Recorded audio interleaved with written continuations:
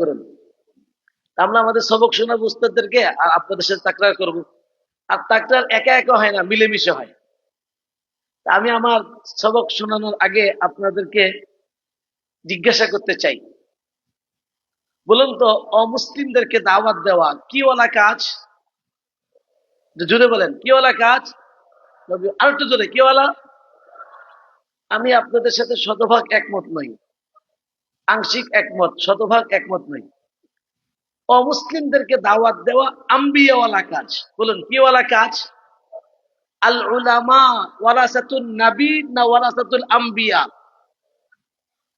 নবিয়ুনের জমা কি? আম্বিয়া। তাহলে আমরা কি এক নবীর ওয়ারিস না সব নবীর ওয়ারিস? তাহলে সব নবীর যে কাজ আমাদের, তাকরার আওয়াজ, আমি বড় হুজুরের সামনে তাকরার করতেছি, খবর আছে। সাধারণত আমরা মাদ্রাসায় যখন তাকরার করি, সাধারণ শিক্ষক উস্তাদদের সামনে তাকরার করি, তাই উল্টাপাল্টা করি না। আর এখন বড় হুজুর আমাদের সামনে বসা, তাকরার করলে খবর আছে, পিটন খাইলে আগে আমার খাইতে হবে, পরে আপনাদের। এই জন্য আওয়াজ দেবেন ইনশাল্লাহ। বলেন, সব নবীর যেই কাজ আমাদের সেই কাজ। সব নবীর কাজটা কি ছিল? নূহ আলাইহিস সালাতু ওয়াস সালাম একজন নবী ছিলেন। আমরা উলামায়ে কেরাম নূহ আলাইহিস সালামের ওয়ারিস কি ওয়ারিস না? উনি আমাদের জন্য কয় বিঘা জমি রেখে গিয়েছিলেন? কিসের ওয়ারিস? নূহ আলাইহিস সালামের কাজের ওয়ারিস, ওনার ইলমের ওয়ারিস, ওনার ফিকিরের ওয়ারিস। কুরআনুল কারীমের মধ্যে ওনার কাজগুলি যদি আমরা দেখি যে উনি কি কাজ করেছেন, ওনার কোন ইলমের কথা আলোচনা আছে, আমরা দেখবো ইলমুদ দাওয়া, দাওয়াতের আলোচনা কুরআনুল কারীমের মধ্যে ওনার ব্যাপারে আছে। ইন্নী দাউতু কওমি লাইলা ওয়া নাহারা। তো নূহ আলাইহিস সালাতু ওয়াস সালাম যাদেরকে দাওয়াত দিয়েছিলেন, তারা মুসলিম ছিল না অমুসলিম ছিল? জি, একটু কথা বলতে হবে। নূহ আলাইহিস সালাম যাদেরকে দাওয়াত দিয়েছিলেন, তারা মুসলিম ছিল না অমুসলিম ছিল? হযরত ইব্রাহিম আলাইহিস সালাতু ওয়াস সালামের ওয়ারিস কি ওয়ারিস না আমরা? ইব্রাহিম আলাইহিস সালাম যাদেরকে দাওয়াত দিয়েছিলেন, ওনার আব্বা মূর্তি বানাতেন, উনি মুসলমান ছিলেন না অমুসলমান? ওনার কওম মুসলমান ছিল না অমুসলমান? তাহলে ইব্রাহিম আলাইহিস সালাম যাদেরকে দাওয়াত দিতেন, তারা মুসলিম ছিল না অমুসলিম ছিল? হযরত মূসা আলাইহিস সালাতু ওয়াস সালাম ফেরাউনকে দাওয়াত দিয়েছিলেন, ফেরাউন মুসলমান ছিল না অমুসলমান? হযরত মুহাম্মদ রাসূলুল্লাহ সাল্লাল্লাহু আলাইহি ওয়াসাল্লাম দাওয়াত দিয়েছিলেন আবু জাহাল, উতবা, শাইবা, আবু লাহাব, এরা মুসলমান ছিল না মুসলমান? আর রাসূলুল্লাহ সাল্লাল্লাহু আলাইহি ওয়াসাল্লাম দাওয়াত দিয়েছিলেন আবু বকর রাদিয়াল্লাহু তাআলা আনহু, উমর ফারুক রাদিয়াল্লাহু তাআলা আনহু। আবু বকর রাদিয়াল্লাহু তাআলা আনহু হওয়ার আগে, যখন শুধু আবু বকর ছিলেন, নবীজির দাওয়াত পাওয়ার আগে তিনি মুসলমান ছিলেন না অমুসলমান? তো নবীজির দাওয়াত, আবু বকর রাদিয়াল্লাহু তাআলা যখন ইসলাম কবুল করেছেন, মুসলমান হওয়ার আগে তিনি মুসলমান ছিলেন না অমুসলমান? তো নবীর দাওয়াতটা কার প্রতি ছিল? ওমরে ফারুক ফারুক হওয়ার আগে, রাদিয়াল্লাহু তাআলা হওয়ার আগে, যখন তরবারি নিয়ে আসছেন নবীজিকে হত্যা করার জন্য, ওই সময় মুসলমান ছিল না অমুসলমান? তো নবীর দাওয়াত ওমর রাদিয়াল্লাহু তাআলার কাছে কোন অবস্থায় পড়ছে? তিনি যখন মুসলমান ছিলেন না তিনি যখন অমুসলমান ছিলেন? তাহলে নবীজির দাওয়াতটা কাদের প্রতি ছিল, মুসলমানের কাছে না মুসলমানের কাছে?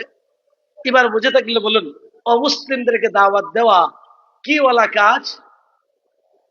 জি, আম্বিয়াওয়ালা কাজ। বলুন, অমুসলিমদেরকে দাওয়াত দেওয়া কি ওয়ালা কাজ? তাহলে সব নবীর যেই কাজ আমাদের, প্রশ্ন হলো সেই কাজটা কি আমরা করছি? সব আম্বিয়াওয়ালা কাজ, এত গুরুত্বপূর্ণ একটা কাজ, যে কাজটা সকল নবীদের ছিল। নবী আলাইহিস সালাতু ওয়াস সালামের ব্যথা ছিল, অস্থিরতা ছিল। কেন অস্থিরতা ছিল? হাদিস শরীফের মধ্যে আছে, কানা রাসূলুল্লাহ সাল্লাল্লাহু আলাইহি ওয়াসাল্লাম দাইমাল ফিকরা। নবীজি সর্ব অবস্থায় উম্মতের ফিকির করতেন। উম্মতের ফিকির কেমন করতেন? আল্লাহ পাক আয়াত নাযিল করেছেন, লাআল্লাকা বাকিউন নাফসাকা আলা আথারিহিম ইন লাম ইউমিনু বিহাদাল হাদিস আসাফা। লাআল্লাকা বাকিউন নাফসাক। আমরা যারা জালালাইন পড়েছি, ওখানে স্পষ্ট বলা আছে আই হালিকুন নাফসাক, যে আপনি আপনার জীবনটাকে ধ্বংস করে দিবেন। কেন? কি অপরাধে, কি কারণে? ইন লাম ইউমিনু বিহাদাল হাদিস আসাফা। এই লোকগুলি কেনই মানছে না, এই লোকগুলি কেন মুসলমান হচ্ছে না? এই আফসোসে, এই ব্যথায় মনে হয় আপনার জীবনটাকে ধ্বংস করে দিবেন। তো নবীজির অস্থিরতার কারণটা কি ছিল? ইনলাম ইউমিনু বিহাদাল হাদিস আযাফা, লোকগুলি কেন নবীর যুগে ঈমান কারা আনতেছিল না? মুসলমানরা না অমুসলমানরা? জি, যদি বলি নবীর যুগে ঈমান আনতেছিল না কারা? মুসলমানরা না অমুসলমানরা? অমুসলমানরা কেন ঈমান আনতেছে না? এটা ছিল নবীর যুগে আশপাশের যে অমুসলিমরা, যারা ঈমান আনছে না। কেন ঈমান আনছে না? এই লোকগুলি জাহান্নামে যাচ্ছে। একটা বার কি আমার অন্তরে কষ্ট আছে।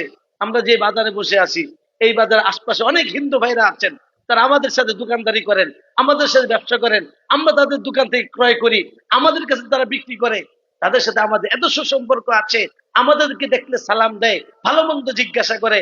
কিন্তু আমরা এই কথা জানি, এই আশপাশের এই অমুসলিম ভাইরা, এই হিন্দু ভাইরা মারা গেলে কোথায় যাবে? জি, কত বছর চলবে? খালিদিনা ফিহা আবাদা, চিরকাল জাহান্নামে জ্বলবে, চিরকাল, যার শুরু আছে শেষ নেই। প্রিয় ভাইরা, এই মানুষগুলি যে চিরকাল জাহান্নামে যাবে, এই জাহান্নাম থেকে কারা বাঁচাবে? কারা তাদেরকে দাওয়াত দিবে? আমি আপনি যদি দাওয়াত না দেই, বাঁচার কোনো পথ নেই। আল্লাহ পাক নিশ্চিত জিজ্ঞাসা করবেন, ফালানাসআলান্নাল্লাযীনা উরসিলা ইলাইহিম ওয়ালানাসআলান্নাল মুরসালিন। লানাসআলান্না কোন সিগা ভাই? জি, লানাস, আমরা তাকরার করতেছি, যারা ছাত্র ভাইরা বলবেন লানাস আলান্না কোন সিগা? বাহাস, লামে তাকিদ বা নুনে তাকিদ? সাকিলা না খাফিফা? ভারী না পাতলা?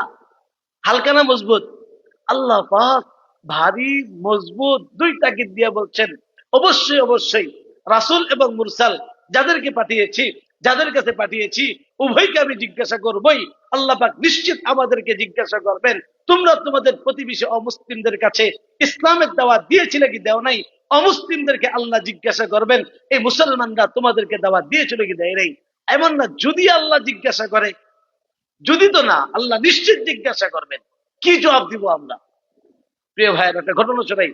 দুনিয়াতেই তারা আমাদের বিরুদ্ধে, তারা আমাদেরকে জিজ্ঞাসা করে। আমাদের গত 2-1 বছর আগে আমাদের সফর ছিল মালয়েশিয়া, দাওয়াতি সফর।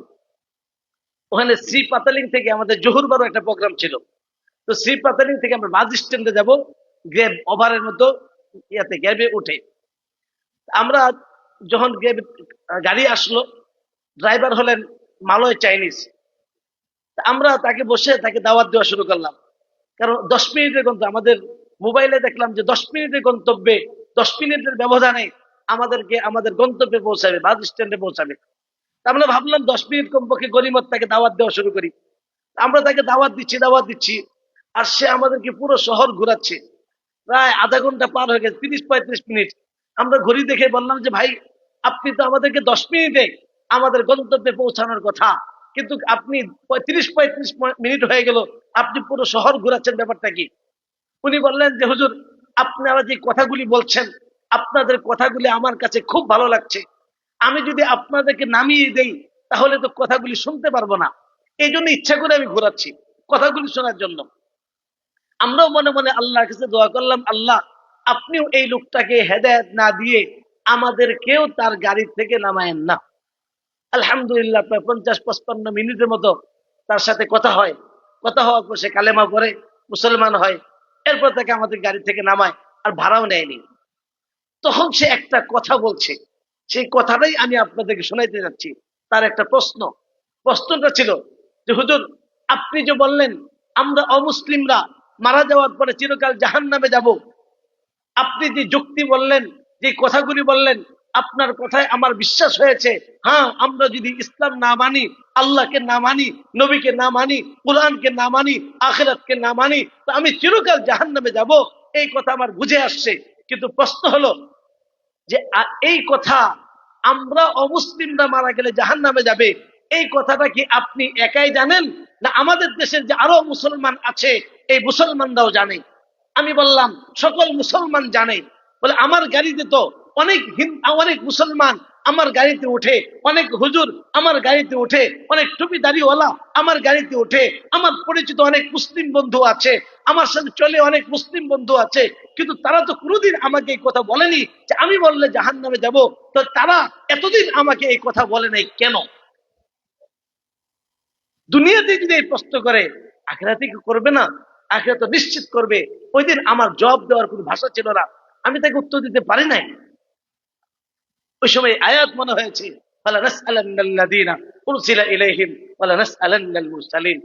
সম্মানিত হাজিরিন, আমি আপনাদের আরেকটা প্রশ্ন করতে চাই। বলুন তো, অমুসলিমদেরকে দাওয়াত দেওয়ার শরীয়তে বিধানটা কি? অমুসলিমদেরকে দাওয়াত দেওয়ার এই বিধান হলো ফরজে কিফায়া। আমার এই বিষয়ে দারুল উলুম দেওবন্দের, হাটাদারি বড় বড় প্রতিষ্ঠানের ফতোয়া আমার কাছে সংগ্রহীত আছে আলহামদুলিল্লাহ।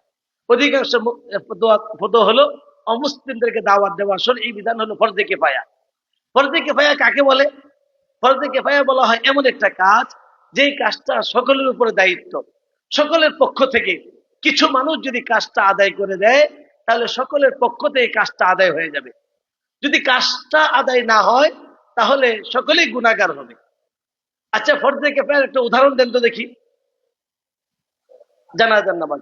জানাজার নামাজের মধ্যে আরো অনেক আছে, এটা আমরা বলি তাদফিন তাকফিন। একটা লোক মারা গিয়েছে, তার দাফন কাফন জানাজা ইত্যাদি সম্পূর্ণ কাজ করা এই এলাকার সকলের উপর দায়িত্ব।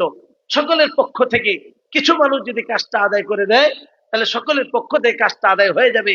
কিন্তু 100 মানুষ মিলেও যদি কাজটা আদায় না হয়, ফরজে কিফায়া আদায় হবে? ঠিক আমাদেরকে এই পরিমাণ লোক থাকার দরকার অমুসলিমদের মাঝে, যাদেরকে দাওয়াতটা পৌঁছে যায়। এবার বলুন, জানাজার নামাজ আদায় হতে হলে কমপক্ষে কয়জন লোক দরকার? কমপক্ষে 4 জন লোক, একজন ইমাম, 3 জন মুসল্লি, 4টা খুঁটি ধরে 4 জন নিয়ে যাবে। বাকি একজন ব্যক্তি যদি একা একা কাজটা সম্পূর্ণ করে দেন, বড় হুজুরের কাছে যদি বলেন ফতোয়া চান, হুজুর আমাদের আঞ্চলিক সমস্যার কারণে এই লোকটাকে কেউ জানাজা দেয় নাই, আমি একাই তাই কাপড় পরিয়ে শেষরিয়ে চেষ্টিয়ে কবরস্থ করে কাজটা সম্পূর্ণ করে দিয়েছি। হুজুর প্রথমে একটা ধমক দেবে, এই মিয়া তোমাদের এলাকায় আর লোকজন ছিল না? ধমক টমক দেওয়ার পর ঠিক আছে, কাজটা যেহেতু হয়ে গেছে, তাও ফরজে কিফায়া আদায় হয়ে গেছে। কিন্তু 100 মানুষ থাকার পরেও কাজটা যদি আদায় না হয়, তাহলে ফরজে কিফায়া আদায় হবে না। এবার বলেন, যদি আমরা জানাজার উপরে কিয়াস করি 4 জন ব্যক্তি, যদিও 4 জন দিয়ে পুরো ময়মনসিংহে সম্ভব নয়, তাহলে পুরো ময়মনসিংহে এরকম 4 জনের উপর কিয়াস করি, এমন 4 জন ব্যক্তি দেখান যারা আমাদের সকলের পক্ষ থেকে, আলহামদুলিল্লাহ আল্লাহ পাক হুজুরকে যাদের খায়ের দান করুন, যে আমার জানা মতে এক ময়মনসিংহ বড় মসজিদের পক্ষ থেকে দাওয়া বিভাগ আছে, এবং এই বিভাগের পক্ষ থেকে কিছু দায়ী ভাইরা, যে দায়ী ভাইদের দ্বারা ফরজে কিফায়া সম্পূর্ণ না, তাও কিছু চেষ্টা করতেছেন। হুজুর ব্যক্তিগত ভাবে আশা করি হুজুর বেঁচে যাবেন, কিন্তু আমরা সাধারণ সবাই বাঁচবো না, কারণ কাজ আদায় হচ্ছে না। যারা চেষ্টা করছে ব্যক্তিগত ভাবে বাঁচবে, আমমাতন সবাই বাঁচবে না। আচ্ছা, এরপরও বলি, পুরো ময়মনসিংহ থেকে, এই ময়মনসিংহ জেলায়, আমাদের এই ময়মনসিংহ শহর, এমন 4 জন ব্যক্তি দেখান, যে 4 জন ব্যক্তি আমাদের সবার পক্ষ থেকে শুধু অমুসলিমদেরকে দাওয়াত দিচ্ছে, আমাদের তার ভরণ পোষণের দায়িত্ব আমরা আদায় করতেছি। আপনাদের ময়মনসিংহ শহর বড় বাজার ছোট বাজার মিলে আছে 3 জন। ভাইয়ের কোন থানা আপনার? আপনার বাড়ি কোন থানা একটু বলেন না। আপনার বাড়ি কোন থানা? হ্যাঁ, কোন থানা আপনার? কোতোয়ালি। পুরা কোতোয়ালি থেকে 4 জন মানুষ দেখান, 3 জন দেখান, যার যার থানা থেকে, এলাকা থেকে। তাহলে আপনারা বলেন, যদি 4 জন, 1 জন, 3 জন না থাকে, তাহলে কি ফরজে কিফায়া আদায় করতেছি? আচ্ছা, একটা ফরজে কিফায়া হোক, আইন হোক, হুকুমটা কিন্তু ফরজ। যদি আদায় না করি, তাহলে তো তরক করতেছি। তো ফরজে কিফায়া একটা ফরজ তরক করা সবের কাজ না গুনার কাজ? বলেন না, ফরজ তরক করা সবের কাজ না গুনার কাজ? আমরা যে গুনাহ করছি, অপরাধ করছি, এই উপলব্ধি কি আমাদের মধ্যে আছে? এই এহসাস, অনুভূতি কি আমার মধ্যে আছে? একটা প্রশ্ন, আপনাদের এলাকার ইমাম সাহেব 1 সপ্তাহ, এক জুমা থেকে আরেক জুমা পর্যন্ত টুপি আর পাঞ্জাবি ছাড়া শুধু লুঙ্গি আর গেঞ্জি পরে যদি ইমামতি করে, তার ইমামতি থাকবে? কার এলাকার ইমাম সাহেব ইমামতি থাকবে? আপনার তো দেখি বুকে পাটা থাকলে। আমার এলাকার ইমাম সাহেব, অর্থাৎ আমি আমার ইমাম সাহেব, যে আমি টুপি পাঞ্জাবি ছাড়া শুধু লঙ্গি আর গেঞ্জি পরে 1 সপ্তাহ ইমামতি করব, আমার ইমামতি যাবে না ময়মনসিংহে? আছে কেউ? আচ্ছা, তাহলে টুপি পাঞ্জাবির হুকুমটা কি বলেন না? টুপি পাঞ্জাবির হুকুম কি? সুন্নত তরক করার কারণে ইমাম সাহেবের ইমামতি শেষ, আর আমি ইমাম সাহেব, খতিব সাহেব, মুসল্লি সাহেব, কমিটি সাহেব, সব সাহেব মিলা একটা ফরজ তরক করছি। এর জন্য কি একটা বার সে অনুশোচনা আসছে, আমার অনুভূতি আসছে? আমার যেমন দেখি আমার খাতার মধ্যে প্রতিদিন সবের নাম লেখা হচ্ছে, তাহাজ্জুদ গুজার, আওয়াবিন গুজার, ইশরাক গুজার, দান খয়রাত করনেওয়ালা, উমরা করনেওয়ালা, যাকাত দেনেওয়ালা, হজ করনেওয়ালা, যেমন দান সব লেখা হচ্ছে, ঠিক আমার অপর পাশে আরেক খাতার মধ্যে এইটাও লেখা হচ্ছে যে একজন ফরজ তরককারীর গুনাহগার। আমি যেমন একদিক থেকে আমার ভালো লেখা হচ্ছে সব, আরেক দিক থেকে আমি ফরজ তরককারীর গুনাহগার বলে আমার নামটা লেখা হচ্ছে। আমি যে গুনাহগার, এরপরে কি আমার ইহসাস অনুভূতি আছে? আমার আল্লাহর কাছে কি জবাব দিতে হবে না? আমি কেমন নবীর উম্মত? আমি আম্বিয়াওয়ালা কাজ করছি। সকল নবীর ব্যথাটা কি ছিল? কাদের জন্য ফিকির ছিল? প্রিয় ভাইয়েরা, এই ফিকির, এই ব্যথা, এই দরদ আমাকে আপনাকে করতেই হবে। যদি আমি আপনি এই ফিকির না করি, আমি আপনি যে চিন্তা না করি, কাল কিয়ামত দিবসের মধ্যে আল্লাহর কাছে বাঁচার কোনো পথ থাকবে না। এবার ফরজে কিফায়া আদায় করার জন্য এখন সবাই মিলে কাজ করব, সম্ভব না। দিনের সব কাজ অনেকেই করবে, বাকি আমি এই কাজের জন্য ব্যক্তিগতভাবে চেষ্টা। 3টা প্রাণীর উদাহরণ আপনাদের সামনে পেশ করি। সূরাতুন নামল থেকে 2টা প্রাণী। পিপিলিকার সর্দার হযরত সুলাইমান আলাইহিস সালাতু ওয়াস সালাম তার সৈন্য দল নিয়ে যাচ্ছিলেন। পিপিলিকার সর্দার ডাক দিয়ে বলল, ইয়া আইয়ুহান নামলু দুখুলু মাসাকিনাকুম, হে পিঁপড়ার দলেরা, তোমরা তোমাদের গর্তের মধ্যে প্রবেশ করো। পিপিলিকার সর্দার সরাসরি তাদেরকে দাওয়াত দিয়েছিল। ঠিক আমি আপনি কিছু মানুষ থাকবে, যেমন বড় মসজিদের পক্ষ থেকে কিছু মানুষ আছে, তাদের অন্য কোনো কাজ নয়, শুধু তারা অমুসলিমদেরকে দাওয়াত দেন। এজন্য আমি আল্লাহর শুকরিয়া আদায় করি, বড় হুজুরের শুকরিয়া আদায় করি। আল্লাহ হুজুরকে আরো যাদের খায়ের দান করুন, আল্লাহ ওনার হায়াতে তাইয়্যিবা বাড়াইয়া দেন, আল্লাহ পাক ওনার দ্বারা আরো দিনের বেশি বেশি কাজ করার তৌফিক দান করুন। আমার জানার মধ্যে বড় হুজুর ছাড়া, বড় মসজিদ ছাড়া আর কোন প্রতিষ্ঠান থেকে শুধু অমুসলিমদের দাওয়াতি কাজ করে আমার থাকলে থাকতে পারে, আমার এলেমে নাই, আমার জানা নেই। প্রশ্ন হলো, কিছু মানুষ থাকবে যারা যারা পিপিলিকার মতো সরাসরি দাওয়াতি কাজ করবে। একই সুরে আরেকটা ঘটনা, হুদহুদ পাখির ঘটনা। সুলাইমান আলাইহিস সালাতু ওয়াস সালামের একটা প্রাণী, একটা পাখি ছিল, হুদহুদ পাখি। উনি হঠাৎ করে পাখিটাকে দেখছেন না। মা আরাল হুদহুদা, কি হলো? হুদহুদকে দেখছি না। উনি রাগান্বিত হয়ে বললেন, সে যদি উপযুক্ত প্রমাণ দিতে, কারণ দর্শাতে না পারে, তাকে শাস্তি দেব না, জবাই করে দিব। কিছুক্ষণ পরে সে আসলো, এসে খবর দিল যে আমি পার্শ্ববর্তী একটা দেশে গিয়েছিলাম, গিয়ে দেখি রানী বিলকিস নামক একজন নারী, সে আল্লাহর সাথে শিরিক করছে। ওইখানে হুদহুদ পাখির ভাষা ছিল না সে ওই রানী বিলকিসকে দাওয়াত দিবে, অথবা তার যোগ্যতা ছিল না যে তাকে দাওয়াত দিবে। যে দাওয়াত দিতে পারে, যার সাথে তাকে এসে লিঙ্ক করে দিয়েছে। অর্থাৎ সুলাইমান আলাইহিস সালাতু ওয়াস সালামের কাছে সংবাদ দিয়ে বলেছে, আপনি এবার ব্যবস্থা নিন। ঠিক আমি হয়তো সরাসরি দাওয়াত দিব, সরাসরি দাওয়াত দেওয়া যোগ্যতা যদি আমার না থাকে, আমি বড় মসজিদে এসে দাওয়া বিভাগে ওমর ফারুক সাহেবের সাথে যোগাযোগ করে বলবো যে আমি তো আমার পরিচিত একজন অমুসলিম আছে, আমি তো দাওয়াত দিতে পারি না, আপনারা ছাত্র তৈরি করছেন, একটু আমাকে দেন, সেই জন্য দাওয়াত দিয়ে নেই। অর্থাৎ আমি হয় সরাসরি দাওয়াত দিব, অথবা যিনি দাওয়াত দিতে পারে তার সাথে লিঙ্ক করিয়ে দেব। যদি দুইটার একটাও না পারি, তাহলে আসহাবে কাহাফের কুকুরের ভূমিকা পালন করব। আসহাবে কাহাফের কুকুরের কি ভূমিকা ছিল? দায়ীদের, সেই তাদের রক্ষণাবেক্ষণ করেছে, তাদের হেফাজত করার চেষ্টা করেছে, তাদের সহযোগিতা করেছে। ঠিক আমিও যদি দায়ী নিজে দাওয়াতি কাজ করতে না পারি, লিঙ্ক না করাতে পারি, আমি আমার অর্থ দিয়ে, আমার সময় দিয়ে কিছু দায়ীর জিম্মাদারি নিব যে সে আমার পক্ষ থেকে কাজটা করবে। আমি তার অর্থ, আমি তার পরিবার চলার জন্য, আমার দোকানদার, আমার ম্যানেজার যেমন আমার কাজটা করে দেয়, আমি ম্যানেজারের বেতন আমি দেই, তার পরিবার দেখার ব্যবস্থা আমি করি। ঠিক আমি আমার কাজ, আমার পক্ষ থেকে একজন আমার দাওয়াতি কাজটা করে দিবে, তার পরিবার পরিজন দেখার জন্য আমি দায়িত্ব নিব। আসহাবে কাহাফের কুকুরের ভূমিকা পালন করব, তার হেফাজত করব, তার সংরক্ষণ করার চেষ্টা করব। সে কোনো মুসিবতে পড়লে তার খোঁজ খবর আমি রাখবো।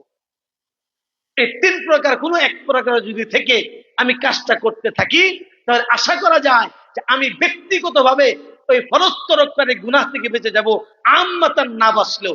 যেমন যে ব্যক্তি, একটা মানুষ মারা গিয়েছে কোনো কারণে, পারিবারিক কারণে কবর দিতে পারছে না, 2-3 জন মানুষ ব্যক্তিগতভাবে চেষ্টা করছে, ওই ব্যক্তিগতভাবে চেষ্টা করার কারণে ওই ব্যক্তিগুলি গুনাহ থেকে বাঁচবে, আম্মাতান গুনাহ থেকে না বাঁচলেও। ঠিক এই 3 প্রকারের কোন প্রকারে যদি আমি দাওয়াতের ক্ষেত্রে থাকি, আমি ব্যক্তিগতভাবে ফরজ তরককারীর গুনাহ থেকে বেঁচে যাব, আম্মাতান সবাই না বাঁচলেও। এই জন্য 3 প্রকারের কোন এক প্রকারের হইতে রাজি আছি ভাই ইনশাল্লাহ? কে কে তৈরি আছি ইনশাল্লাহ? আল্লাহ আমাদের তৌফিক দান করুন। সম্মানিত হাজিরিন, এই কাজ, এই দাওয়াতি কাজ কিওয়ালা কাজ? অমুসলিমদেরকে দাওয়াত দেওয়া কিওয়ালা কাজ? যদি বলি কিওয়ালা কাজ, আম্বিয়াওয়ালা কাজ। সকল নবীদের মিশন, সকল নবীদের ফিকির, সকল নবীদের ব্যথা, সকল নবীদের চেষ্টা সাধনা ছিল দাওয়াত। এই কাজ আমি আপনি না করলে এই আজকে আমাকে আপনাকে তারা দাওয়াত দিবে। আমি যদি দায়ী না হই তাহলে আমাকে মাদরু হতে হবে। আমাকে দাওয়াত দিয়ে তারা খ্রিস্টান বানাবে, আমাকে দাওয়াত দিয়ে তারা বাহাই বানাবে, আমাকে দাওয়াত দিয়ে তারা বাহরাই বানাবে। গতকালকে আমাদের প্রোগ্রাম ছিল আপনার ব্রিবারিয়ার, ওখানে আমাদের 2জন দায়ীর কারগুজারে শোনাচ্ছিল। ওনারা রোহিঙ্গা ক্যাম্পে গিয়েছিলেন, 3-4 দিন রোহিঙ্গা ক্যাম্পে থেকে দাওয়াতের প্রশিক্ষণ করে ওখানে আসছেন, কারগুজারি শোনাচ্ছিলেন, অনেকগুলি তথ্য নিয়ে আসছেন। সেই রোহিঙ্গা ক্যাম্পে ময়মনসিংহে এমন কোনো মাদ্রাসা নেই, এমন কোন ওলামায়ে কেরাম নেই, যখন তারা এসছে এমন কোন দিল দরদি মানুষ নেই যারা ওই সময় রোহিঙ্গা ক্যাম্পে যায় নাই। হুজুর সহ গিয়েছে, হুজুরের লোকজনও ওখানে গিয়েছে, অর্থ দিয়ে আসছে, মসজিদ করেছে, বক্তব্য করেছে। কিন্তু সেই রোহিঙ্গা ক্যাম্পে যে রোহিঙ্গাগুলি যারা তাদের দেশ থেকে তাদের জান নিয়ে আসছিল, তাদের দেশ থেকে মাল ছেড়ে আসছে, সব ছেড়ে আসছে, সাথে তাদের ইমান নিয়ে আসছিল, তাদের ইমান হেফাজতের জন্য এই দেশে আসছিল। কিন্তু আজকে সেই রোহিঙ্গা ক্যাম্পে তাদের ইমান চুরি হচ্ছে, সেই রোহিঙ্গা ক্যাম্পে আজকে খ্রিস্টান হচ্ছে, সেই রোহিঙ্গা ক্যাম্পে একজন খ্রিস্টান ছিল না, সেই রোহিঙ্গা ক্যাম্পে আজকে খ্রিস্টানদের গির্জা হচ্ছে, সেই রোহিঙ্গা ক্যাম্পে রোহিঙ্গাদের ভাষায় তারা বাইবেল তৈরি করেছে, সেই রোহিঙ্গা ক্যাম্পে রোহিঙ্গাদের ভাষায় তারা বিভিন্ন ভিডিও ক্লিপ তৈরি করে সেখানে তারা খ্রিস্টান বানাচ্ছে। এবং আমাদের সাথীরা এমন অনেকজনের সাথে সাক্ষাৎ করেছে, তাদেরকে দাওয়াত দিয়ে যারা মুসলমানদের খ্রিস্টান হয়ে গেছে। তাদের জন্য আমাদের কোনো ফিকির নেই। আমরা মনে করছি কিছু টাকা পয়সা দিয়েছি, আহা, তারা ইমান হেফাজতের জন্য আমাদের দেশে আসছিল, আজকে সেই ইমান এখানে তারা নষ্ট করছে। এবার তো রোহিঙ্গা আমাদের ময়মনসিংহ বলি, আমরা দায়ী জাতি ছিলাম, আমরা দাওয়াত আমাদের মিশন ছিল। আল্লাহ পাক এই কাজ নিয়ে পাঠিয়েছেন আমাদেরকে। কুনতুম খায়রা উম্মাতিন উখরিজাত লিন-নাস, উখরিজাত লিল-মুসলিমিন বলা হয় নাই, উখরিজাত লিন-নাস, সকল মানুষের জন্য পাঠানো হয়েছে। এই দায়ী জাতি ছিলাম, দাওয়াতকে ভুলে যাওয়ার কারণে আমরা মাদউতে পরিণত হয়েছি। আজকে আমাদেরকে দাওয়াত দেওয়া হচ্ছে, এই আপনাদের ময়মনসিংহে মুসলমানদেরকে খ্রিস্টান বানানো হচ্ছে কোরআন কারীমের অবব্যাখ্যা করে। আলহামদুলিল্লাহ, হুজুরের তত্ত্বাবধানে বড় মসজিদ থেকে ছাত্র ভাইরা, ওলামায়ে কেরাম অনেক তথ্য ওনাদের কাছে আছে। এই ময়মনসিংহ থেকে এই বরুর চর হুজুরের বাড়ির কাছের এলাকা, সেই জায়গা থেকে আপনার বস্তা ভরে ভরে ময়মনসিংহ বড় মসজিদের দাওয়া বিভাগের ছাত্ররা, উস্তাদরা, এখান থেকে দাওয়াতের সাথীরা ওখানে গিয়ে তাদের বই নিয়ে আসছে। এরা কোন 70টা বাইবেল এখান থেকে উদ্ধার করা হয়েছে। কিন্তু এই আমার মানুষ জানা মতে এই গন্ডি ছাড়া বাহিরে মানুষ জানেও না যে কি হচ্ছে আমাদের দেশে, কি হচ্ছে এই সমস্ত এলাকায়। তারা কোরআন কারীমের অপব্যাখ্যা করে মানুষকে খ্রিস্টান বানায়, ইসলামের পরিভাষা ব্যবহার করে খ্রিস্টান বানায়। আমি আপনাদেরকে কয়েকটা তথ্য দেখাচ্ছি কিভাবে খ্রিস্টান বানায়। এর আগে আমি আরেকটা সবক শোনানোর নিয়ত করেছি। যে সবকটা হলো যে আমরা এই যে দাওয়াতি কাজ করার দরকার, এরপরে করি না, কেন করি না, বা দাওয়াতি কাজে বাধাগুলি কি? বল, এই দাওয়াতি কাজে শয়তান আমাদেরকে বাধা দেয়। আর যারা দাওয়াতি কাজ করে এক তো করি না, যারা করার নিয়ত করে তাদেরকে বাধা দেয়। ভাই, আমরা দাওয়াতে নিয়ত করতে পারি? কে কে দাওয়াতে নিয়ত করতে পারি? ইনশাআল্লাহ আল্লাহ আমাদের তৌফিক দান করুন। এই যে আমরা নিয়ত করলাম, এবার আমরা যখন দাওয়াত দিতে যাব এরপরে পারবো না। কেন পারবো না? শয়তান আমাদেরকে বাধা দিবে। এরকম শয়তান 10টা বাধা দেয়। কয়টা? আমি এই 10টা বাধা সবক শোনানোর নিয়ত করেছি। আমি এর আগে খ্রিস্টানরা কিভাবে তাদের অপতৎপরতাগুলি শুধু আপনাদেরকে পেশ করতে এই জন্য চাই যাতে আমরা সতর্ক হতে পারি। এখানে বিভিন্ন এলাকা থেকে আমরা আসছি, আমাদের সামনে বিষয়গুলি থাকলে আমরা যেন আমাদের পরিবার, আমাদের আত্মীয় স্বজন, আমাদের এলাকাবাসীকে আমরা সতর্ক করতে পারি। এই যে একটা বই, বইটার নাম হলো আন-নূরুল কোরআন। এই বইটা দেখলে কেউ বলবে এটা কোনো খ্রিস্টানদের বই? কি মনে হয়? মুসলমানদের বই। প্রত্যেকটা পৃষ্ঠায় পৃষ্ঠায় কোরআন কারিমের আয়াত। বইয়ের নাম আত-তরিক ইলাল জান্নাহ বিনুরিল কোরআন, কোরআনের আলোকে বেহেশতে যাওয়ার পথ। এই বইটা দেখলে কেউ বলবে এটা কোনো খ্রিস্টানদের বই? কি মনে হয়? মুসলমানদের বই। আসলে বইটা হলো খ্রিস্টানদের বই। এই যে একটা বই, বইটার নাম হলো বাণী এবং বাণীবাহক। এক পৃষ্ঠায় মক্কা মুকাররমার ছবি, আর এক পৃষ্ঠায় মদিনা মুনাওয়ারার ছবি। এই বইটা আমরা উদ্ধার করেছিলাম লালমনিরহাট জেলা, আদিতমারি থানা, গুপ্তা ইউনিয়ন, দুর্গাপুর গ্রাম। ওখানে আমরা গেছি অমুসলিম হিন্দুদেরকে দাওয়াত দেওয়ার জন্য। এলাকার লোক বলতে যে হুজুর, আমাদের খতিব সাহেব কেমন কেমন জানি কথা বলে। বলে কি বলে? বলে মসজিদে বসে বলে, মিম্বারে বসে বলে যে ঈসা আলাইহিস সালাম তো আসবেন, আসলে তো মানতেই হবে। যাকে মানতে হবে এত পরে কেন, এখন থেকে মানা শুরু করি। আসমানের উপরের নবী উত্তম না মাটির নিচের নবী উত্তম? জিন্দা নবী উত্তম না মুর্দা নবী উত্তম? বলে নাউজুবিল্লাহ। আমরা খবর নিলাম, আমি নিজে গিয়েছি, গিয়ে জানতে পারলাম সে হলো, তার নাম হলো জবানকারী। সে আল হানিফ কল্যাণ ট্রাস্ট অফ বাংলাদেশের সদস্য। তার কাছ থেকে বই আমরা উদ্ধার করি। এক পৃষ্ঠা মক্কা মুকাররমার ছবি, মদিনা মুনাওয়ারার ছবি। বইয়ের নাম বাণী এবং বাণীবাহক। বইটা শুরু করেছে সূরা ফাতিহা দিয়ে, শেষ করেছে খ্রিস্ট ধর্মের দাওয়াত দিয়ে। খতিব সাহেব খ্রিস্টান। বিস্তারিত বলার সুযোগ নেই, শুধু আমি তথ্যগুলি দিব। আর একটা সবক শোনানোর নিয়ত করেছি। দাওয়াতের পথে শয়তানের বাধা আমরা তাকরার করবো ইনশাআল্লাহ। শুনতে রাজি আছি ইনশাআল্লাহ? বইটার নাম তরিকুল জান্নাতি লিল মুযনিবিন, গুনাহগারদের জন্য বেহেশতে যাওয়ার পথ। বইটা দেখলে মনে হয় মুসলমানদের বই, আসলে খ্রিস্টানদের বই। এরকম আরো অনেক বই আছে, আমি সবগুলি দেখানোর সুযোগও নেই। আল্লাহর চিরন্তন কালাম, তরিকায়ে হক ইত্যাদি। ইমামদের জন্য কিতাবুল মুকাদ্দাসের প্রশিক্ষণ। কিতাবুল মুকাদ্দাস কি? এটা মূলত বাইবেল। এই বাইবেলটাই মুসলমানদেরকে ধোঁকা দেওয়ার জন্য নাম দিয়েছি কিতাবুল মুকাদ্দাস।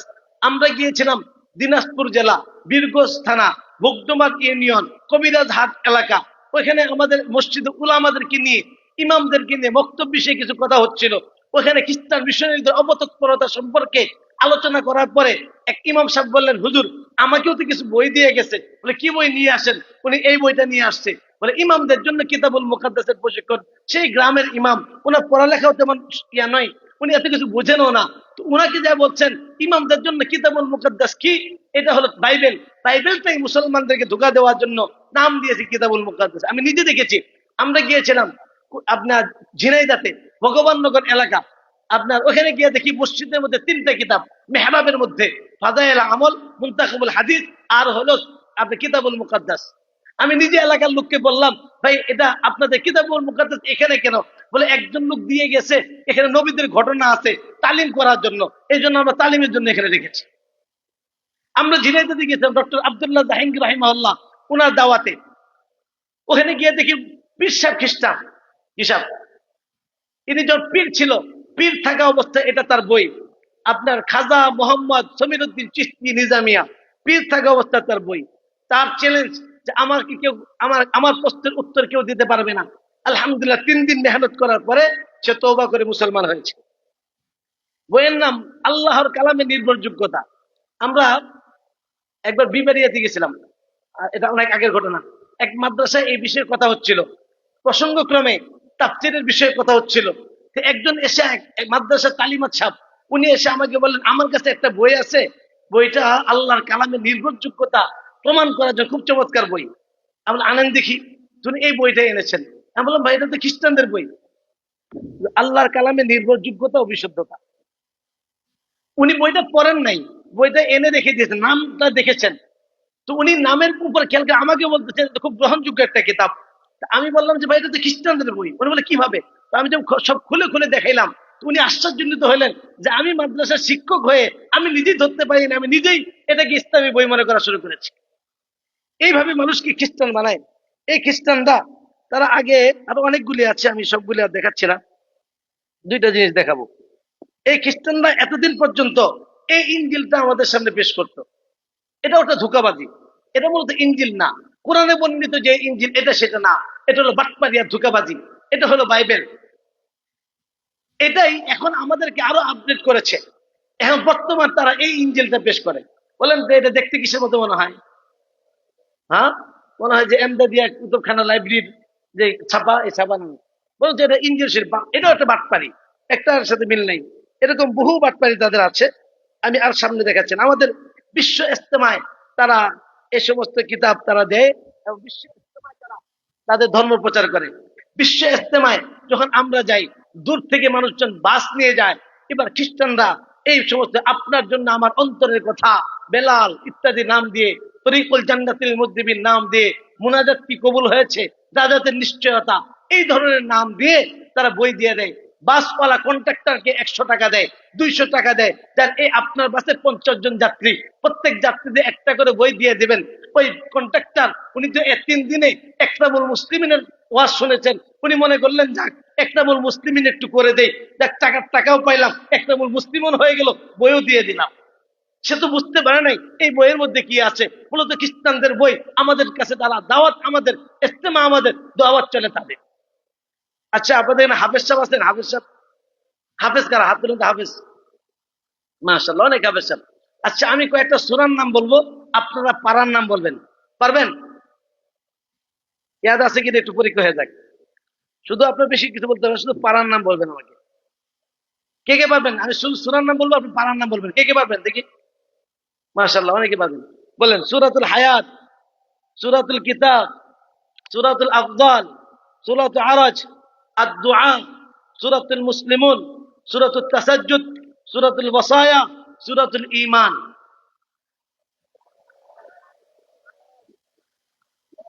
ভাই আপনারা তো হলেন হাফেজ সাহেব মানুষ, এই জন্য আপনার এখানে নাও থাকতে পারে। আমার কাছে ডিগ্রি একটা বেশি আছে, আমি হয়েছি গাইরে হাফেজ। গাইরে একটা ডিগ্রি বেশি আছে না? এই দেখেন, এটা লিখছে সূরা মুসলিমুন।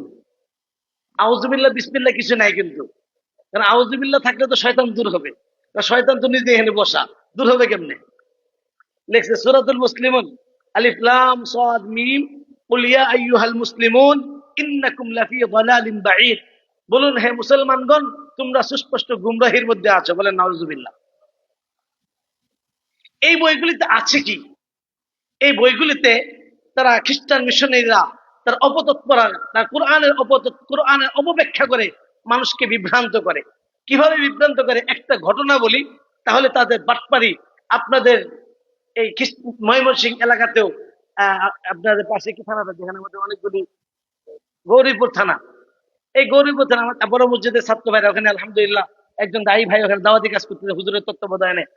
ওনাদের তথ্য আমাদের কাছে আছে যে এখানে মুসলমান খ্রিস্টান, মুসলমানদের গ্রামে অনেকগুলো গির্জা তৈরি হয়েছে। গির্জার প্রধান হলেন আবু বকর ইত্যাদি নাম দিয়ে মুসলিম ছিল, মুসলিম থেকে খ্রিস্টান হয়ে আপনাদের ময়মনসিংহে এরা গির্জা তৈরি করেছে। প্রিয় ভাইরা, এটা মুসলমানদেরকে বুঝায় কিভাবে? মুসলমানদেরকে কোরআনের অপব্যাখ্যা করে বুঝায়। একটা ঘটনা বলি, বললে তো বিষয়টা আপনাদের সামনে ফুটে উঠবে। আমরা একবার গেলাম দিনাজপুর জেলা, পার্বতীপুর থানা, মুন্সিপাড়া গ্রাম। মসজিদের সামনের বাড়ির লোকজন খ্রিস্টান। ওখানে যখন দাওয়াতে তাবলীগের সাথীরা যান, যা শুনেন সাখাওয়াত হোসেন সাজু নামে একজন ব্যক্তি মুসলমান থেকে খ্রিস্টান হয়েছে, ওনাকে দাওয়াত দিতে যান। দাওয়াত দিলে উনি বলেন, আমার কিছু প্রশ্ন আছে, আপনারা যদি উত্তর দিতে পারেন তাহলে আমি ফিরে আসব, যদি উত্তর দিতে না পারেন তাহলে আপনারা আমার প্রশ্ন শুনবেন। এখন বলে প্রশ্নগুলি করে, বলে আমাদেরকে তাওরাত ইনজিল প্রতিষ্ঠা করতে হবে। কেন? আল্লাহ বলছেন, কুলিয়া আহলাল কিতাব লাস্তুম আলা শাইইন হাত্তা তুকিমুত তাওরাত ওয়াল ইনজিল। যতক্ষণ পর্যন্ত তাওরাত ইনজিল প্রতিষ্ঠিত না করবে ততক্ষণ পর্যন্ত তোমার কোনো ভিত্তি নেই। আল্লাহ পাক তাওরাত ইনজিল কায়েম করতে বলছেন, যেমন নামাজ কায়েম করতে বলছেন। যদি বলি এটা বাতিল হয়ে গিয়েছে বা মানসুখ হয়ে গিয়েছে, বলে এটা তো আল্লাহর কালাম। আল্লাহ বলছেন লা তাবদীলা লিকালিমাতিল্লাহ ওয়ালা মুবাদদিলা লিকালিমাতি। আল্লাহ বলছেন আল্লাহর কালামকে পরিবর্তন করতে পারবে না। আর আপনি বলছেন পরিবর্তন হয়ে গিয়েছে, কারটা মানবো? আল্লাহরটা না আপনারটা? নাউযুবিল্লাহ। বলে এই কোরআন তো আমাদের জন্য না। কেন? বলে আল্লাহ বলছেন ওয়াকাযালিকা আওহাইনা ইলাইকা কুরআন আরাবিয়্যা লিতুনযিরা উম্মাল কুরা ওয়া মান হাওলাহা। এটা আরবি ভাষায় আরবদের জন্য, মক্কা এবং তার আশপাশের লোকের জন্য। আমরা আরব না, আমাদের ভাষাও আরবি না, আমরা মক্কার লোক নই, মক্কার আশপাশের লোক না, অতএব এই কোরআন আমাদের জন্য না। বলেন নাউযুবিল্লাহ। বলেন এই সমস্ত প্রশ্নের উত্তর সাধারণ পাবলিককে দেওয়া সম্ভব? এখন যখন সাধারণ সাথী দিন শিখতে গিয়েছেন, তো দাওয়াত তাবলীগের সাথীরা দিন শেখার জন্য যান, এই প্রশ্নের যখন উত্তর দিতে না পারে, সে এগুলি ভিডিও করে গ্রামের মানুষকে গিয়ে বলে, হুজুর ঢাকার থেকে হুজুর আসছে, আমার সাথে পারে নাই, ঢাকাতেই কোন মার্কার কোন হুজুর গিয়েছে, এটা তো আর পাবলিক জানে না, টুপি পরার পাঞ্জাবি পরা দেখেছে। এবার এরকম সে আরো কি করে, এই খবর কাকরাইলে আসে, কাকরাইল থেকে আমাদের সাথে যোগাযোগ করা হয় যে আপনারা ওলামায়ে কেরামের একটা জামাত নিয়ে যান। আমরা ঢাকা থেকে ওলামায়ে কেরামের জামাত নিয়ে যাই। তো আমরা ওখানে একটা জামাত নিয়ে গেলাম। এলাকার লোক বলছে যে হুজুর আপনারা তার সাথে পারবেন না, আপনার বসিয়েন না, আপনাদের মতো অনেক হুজুর আসছে, তার সাথে পারে না। আমি বললাম এবার শেষ সময়, এরপর আর বসাবসি হবে না, লাস্ট চান্স। যাক, ওনার সাথে কথা হলো। উনি আসার পরে এসছেন এতগুলি বই পুস্তক নিয়ে এবং ভিডিও ক্যামেরা ল্যাপটপ নিয়ে আসছেন, খুব ভাব ধরে। আর আমার তো এলেম কালাম নেই, আমি খুব সাদা মাথায় ভাবে বসছি। এসে খুব এসে বলে, হুজুর বলেন কি বলতে চান? আমি বলে আপনার পরিচয়টা আগে বলেন। বলে আমার নাম সাখাওয়াত হোসেন ছাজু, আগে মুসলমান ছিলাম, এখন খ্রিস্টান, আগে মোহাম্মদের উম্মত ছিলাম, এখন ঈসার উম্মত। বলে নাউজুবিল্লাহ। বললাম যে আপনি কি কি চান? বলে আমি বললাম যে আপনি কেন খ্রিস্টান হলেন? ওই যে আগে যে প্রশ্ন, ওদের মুখস্থ বইয়ের মধ্যে যেগুলি আছে এর বাহিরে তারা যেতে পারে না, এই মুখস্থ প্রশ্নের সে তার টেপ রেকর্ডার ছেড়ে দিল। আমি তাকে বললাম আপনি বারবার ইঞ্জিল ইঞ্জিল করছেন, কোন ইঞ্জিলটা মানেন? তখন সে এই ইঞ্জিলটা পেশ করে বলছে যে আমি এই ইঞ্জিল মানি। আপনাদের এই সমস্ত এলাকাতেও আমি কিছুদিন আগে হালুয়াঘাটে গিয়েছিলাম, হালুয়াঘাটে মানুষের ঘরে এই ইঞ্জিল পেয়েছি। ওই সমস্ত এলাকা আপনাদের শহরেও বিভিন্ন জায়গায় এই সমস্ত ইঞ্জিল পেশ করে। তো সে এই ইঞ্জিল পেশ করলো, বলে এই ইঞ্জিল মানি। আমি বললাম এটা তো ইঞ্জিল শরীফ না, এটা তো হলো কোরআনে বর্ণিত যে ইঞ্জিল, এটা সেটা না। কারণ এই ইঞ্জিল সম্পর্কে আমাদের সাধারণ মুসলমানদের বিশ্বাস হলো এটা ইঞ্জিল শরীফ, তবে খ্রিস্টানদের জন্য। আর আমাদের ওলামাদের সাথীদের এটার বিশ্বাস হলো এটা ইঞ্জিল, তবে বিকৃত। আর হাকিকতার বাস্তবতা হলো এটা ইঞ্জিলেই না। হাকিকত কি? কি এটা? এটা হলো ধোঁকাবাজি আর বাটপারি। আমি তাকে বললাম যে এটা তো ইঞ্জিল নয়। আমি বললাম সত্যি করে বলুন, বাইবেল নামে কোন কিতাব আল্লাহ কোন নবীর উপরে পাঠিয়েছেন? উনি কথা বলে না, তালমিল দেন না, সব কিতাব মহিলা ইঞ্জিল এই যে সেই। আমি বললাম না, কথা একটা উত্তর দেবেন, বাইবেল নামে কোন কিতাব আল্লাহ কোন নবীর উপরে পাঠাইছেন কি পাঠান নাই? তো উনি বলেন এলাকায় বলছে আজকে উত্তর দে। এখন সে বলতেছে না, বাইবেল নামে কোন কিতাব আল্লাহ পাঠান নাই, বাইবেল আল্লাহর কালাম না। আর এই কিতাবটা হলো বাইবেলের অংশ। বাইবেলের দুইটা অংশ, একটা নিউ টেস্টামেন্ট আর একটা ওল্ড টেস্টামেন্ট, একটা নতুন নিয়ম আর একটা পুরাতন নিয়ম। এই নতুন নিয়মটার উপরে শুধু মুসলমানদেরকে ধোঁকা দেওয়ার জন্য নাম লিখে দিয়েছে ইনজিল শরীফ। এই দেখুন লেখা আছে, এর শুরুতে লেখা আছে এ translation of the new testament. এটা নতুন নিয়মের একটা অনুবাদ। তারা ভালো করে জানে একজন মুসলমানকে বাইবেল দিলে সে মুসলমান গ্রহণ করবে না, একজন মুসলমানকে নতুন নিয়ম দিলে মুসলমান গ্রহণ করবে না। এই জন্য মুসলমানরা বিশ্বাসকে তারা পুঁজি বানিয়ে এই দুর্বলতাকে ব্যবহার করে, কারণ মুসলমানরা পূর্ববর্তী কিতাবের উপর বিশ্বাস রাখে, ইঞ্জিলের উপর বিশ্বাস রাখে, তাওরাতের উপর বিশ্বাস রাখে। বাইবেলটার উপরে ইঞ্জিল নাম দিয়ে মুসলমানকে খাওয়ানোর চেষ্টা করে। আমি তাকে বললাম এটা ইঞ্জিল না, এটা বাটপারি। অনেকগুলি বাটপারির কথা বললাম। এক নম্বর হলো এই দেখেন লোগো, এই লোগোটা কাদের? খ্রিস্টানদের লোগো কি? ক্রস। বইটা কাদের? খ্রিস্টানদের। তাদের ক্রস থাকার কথা ছিল, আছে কি? মুসলমানদের লোগো। এটা একটা বাটপারি। নাম ইনজিল শরীফ, বাইবেলে কোথাও ইনজিল শরীফ শব্দটা নাই। এটা চুরি করেছে মুসলমানদের বিশ্বাস থেকে, চুরি করে বাইবেলের উপর লিখে দিয়েছে ইনজিল শরীফ। এটাও আল্লাহর কালাম হতে পারে না। আমি তাকে বললাম সত্যি করে বলেন, মানুষের লেখা জীবনী, ঈসা নবীর লেখা জীবনী আল্লাহ কালাম হতে পারে? উনি বললেন যে না। অর্থাৎ একজন ব্যক্তি ঈসা নবীর জীবনী লিখে বললেন ইনজিল, এটা হতে পারে না। ঠিক এই কিতাবের মধ্যে প্রথম 4টা অধ্যায় হলো মানুষের লেখা আছে হযরত ঈসা মসির জীবনী। অর্থাৎ এই কিতাবটা হলো ঈসা মসির জীবনী। ঈসা মসির জীবনী কি হতে পারে না? আল্লাহ কালাম হতে পারে না। আমি তাকে বললাম সত্যি করে বলেন, মানুষের লেখা চিঠি কি আল্লাহ কালাম হইতে পারে? বলে না। আমি বললাম দেখুন এই কিতাবের মধ্যে 27টা অধ্যায় আছে, 27টার মধ্যে 14টা হলো সেন্ট পলের লেখা চিঠি। সেন্ট পল ঈসা নবীকে দেখে নাই, এমন একজন ব্যক্তি বিভিন্ন জাতির কাছে চিঠি লিখেছে, সেটা আবার আল্লাহর কালাম হয় কিভাবে? এরপর তাকে বললাম আপনি কি প্রভুকে মানেন? মানি। এই কিতাব মানেন? বলে মানি। তাহলে আপনাকে এই আমি হলাম কিতাব অনুযায়ী প্রভু। বলে কিভাবে? আমি বললাম লিখুন, লেখা আছে হযরত শব্দটির অর্থ প্রভু, আর আমার নামের শুরুতে লেখা হয় হযরত মাওলানা মুফতি জুবায়ের আহমদ। তা আগে আমি হযরত পরে অন্য কিছু, আর হযরত মানে প্রভু, তা আমি কি হইলাম? প্রভু হইলাম। আর আমি প্রভু হয়ে বলতেছি আপনার কিতাবও বাতিল, আপনার ধর্মও বাতিল। আমি বললাম দেখেন, আপনি চুরি করছেন, চুরি করতে ভুল করেছেন। এখানে লিখেছে প্রথম সিপারা মথি, সিপার বাইবেলের মধ্যে আছে শুধু মথি, মথি লেখা সুসমাচার। আর এখানে লিখেছে প্রথম সিপারা। সিপারা কাকে বলে? কোরআন শরীফের 30তম পারাকে সিপারা বলে। এটা ফার্সি শব্দ। সি মানে হলে 30, পারা মানে অংশ। কোরআন শরীফের 30তম অংশকে সিপারা বলে। সিপারা শুরুতে আসে না শেষে আসে? ওরা আনলো কোথায়? শুরুতে। তাহলে চুরি করলো, চুরি করতে ভুল করলো। যাই হোক, লম্বা ঘটনা। আমি আমি আমার আর একটা সবক শোনানোর নিয়ত করেছি, এই জন্য আমি এটা সংক্ষেপে শেষ করছি। আমি তাকে বললাম, আচ্ছা আপনি সত্যি করে বলেন, আপনি কি এই কিতাব মানেন? বলে মানি। আমি বললাম এই কিতাব যদি মানেন, বিশ্বাস করেন, আপনার বিশ্বাস অনুযায়ী আপনি বাংলাদেশে থাকতে পারবেন না। বলে কেন? যে এই কিতাবের মধ্যে মথিত 15-24 ওইখানে আছে যিশু বলেন আমাকে কেবল বনি ইসরায়েলে হারানো ভেড়াদের কাছে পাঠানো হয়েছে। মথিত 10-5 ওইখানে আছে যিশু বলেন তোমরা ইহুদি কারো কাছে যাইও না। কোরআন এই কথা বলে ওয়াইদ ক্বালা ঈসা ইবনে মারইয়াম ইয়া বনি ইসরাঈল ইন্নী রাসূলুল্লাহি ইলাইকুম। কোরআন আর বাইবেল দ্বারা প্রমাণিত হলো ঈসা আলাইহিস সালাতু ওয়াস সালাম শুধুমাত্র বনি ইসরায়েলের নবী। আর বাংলাদেশের মানুষ, এই দিনাজপুরের মানুষ বনি ইসরায়েলের মানুষ না। বনি ইসরায়েলের মানুষ ফিলিস্তিন আর ইসরায়েলে থাকে। এই কিতাব আপনাকে মানতে হলে আপনি বাংলার বুকে থাকতে পারবেন না। আপনার কিতাব, আপনার বিশ্বাস আপনাকে বাংলার বুকে থাকার অধিকার দেয় না। আপনাকে হয় ফিলিস্তিন যেতে হবে, তাহলে ইসরায়েল যেতে হবে। বাংলার বুকে থাকার অধিকার আপনার নাই।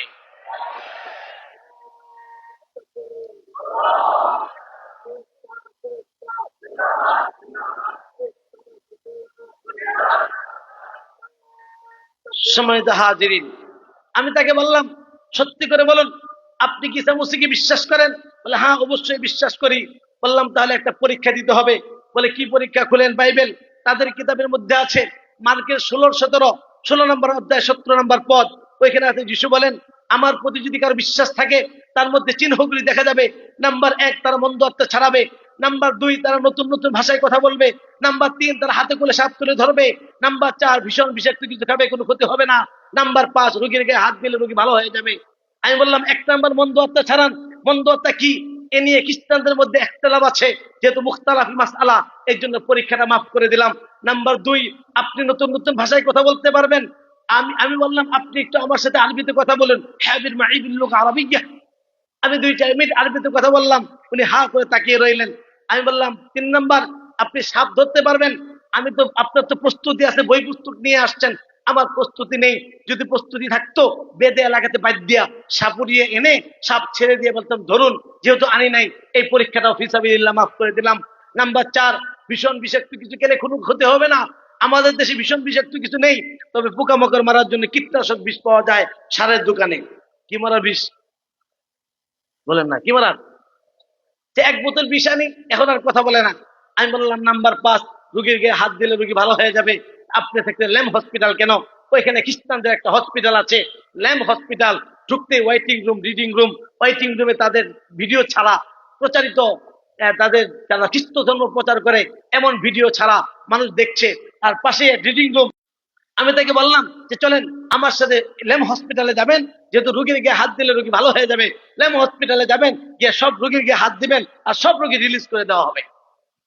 এখন বলে হুজুর আমাদের ইমান পরিপূর্ণ হয় নাই।